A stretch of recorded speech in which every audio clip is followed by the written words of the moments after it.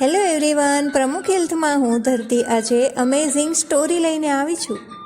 એક બાળક, ખૂબ જ ધનાઢ્ય પરિવારમાં આ બાળકનો જન્મ થયો.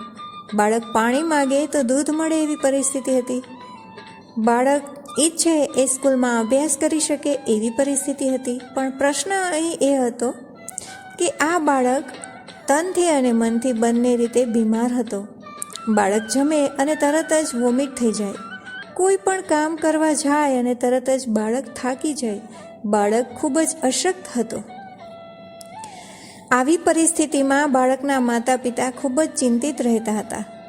કેટલાય દવાખાનાઓ ફર્યા અને કેટલાય ડૉક્ટર્સની સલાહ લીધી. આયુર્વેદિક, એલોપેથી, હોમિયોપેથી કેટલીય સારવારો કરાવી, પરંતુ બાળકને સારું થાય જ નહીં.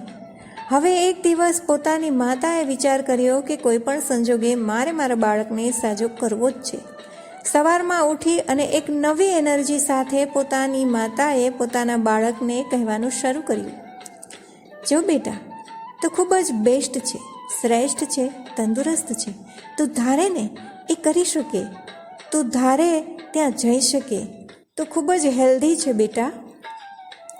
તારે જે સ્કૂલમાં અભ્યાસ કરવો હોય એ અભ્યાસ પણ કરી શકે છે.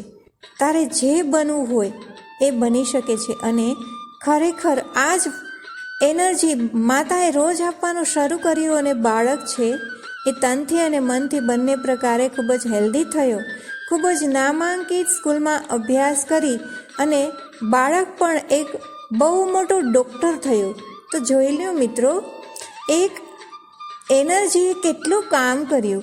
કેટલા દવાખાનાઓ ફર્યા છતાં બાળક સાજો ન થયો, પરંતુ પોઝિટિવ વિચાર અને દુઆ કામ કરી ગઈ. ક્યારેક એવું બને છે કે દવા નહીં, પરંતુ દુઆથી પણ માણસ સાજો થઈ શકે છે. તો તમને મારી આ સ્ટોરી કેવી લાગી? તમે જરૂરથી કોમેન્ટ બોક્સમાં જણાવજો અને લાઈક પણ કરજો.